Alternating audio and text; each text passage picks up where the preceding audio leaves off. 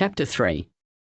Now the serpent was more crafty than any other wild animal that the Lord God had made.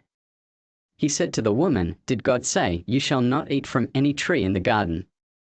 The woman said to the serpent, "We may eat of the fruit of the trees in the garden, but God said, 'You shall not eat of the fruit of the tree that is in the middle of the garden, nor shall you touch it, or you shall die.'"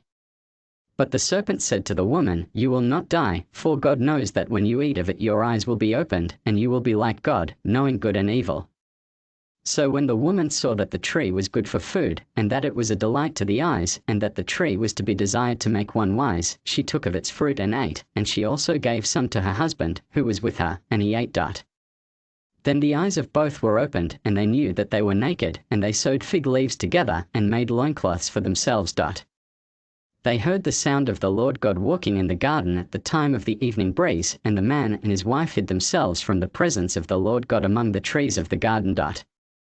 But the Lord God called to the man, and said to him, "Where are you?" He said, "I heard the sound of you in the garden, and I was afraid, because I was naked, and I hid myself." He said, "Who told you that you were naked? Have you eaten from the tree of which I commanded you not to eat?" The man said, "The woman whom you gave to be with me, she gave me fruit from the tree, and I ate." Then the Lord God said to the woman, "What is this that you have done?" The woman said, "The serpent tricked me, and I ate." The Lord God said to the serpent, "Because you have done this, cursed are you among all animals, and among all wild creatures. Upon your belly you shall go, and dust you shall eat all the days of your life. I will put enmity between you and the woman, and between your offspring and hers. He will strike your head, and you will strike his heel."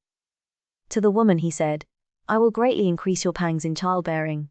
In pain you shall bring forth children, yet your desire shall be for your husband, and he shall rule over you." And to the man he said, "Because you have listened to the voice of your wife, and have eaten of the tree about which I commanded you, you shall not eat of it. Cursed is the ground because of you. In toil you shall eat of it all the days of your life. Thorns and thistles it shall bring forth for you, and you shall eat the plants of the field. By the sweat of your face you shall eat bread until you return to the ground, for out of it you were taken, you are dust, and to dust you shall return." The man named his wife Eve, because she was the mother of all living. And the Lord God made garments of skins for the man and for his wife, and clothed them.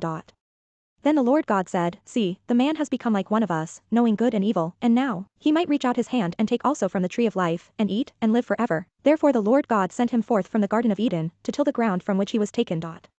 He drove out the man, and at the east of the Garden of Eden he placed the cherubim, and a sword flaming and turning to guard the way to the tree of life.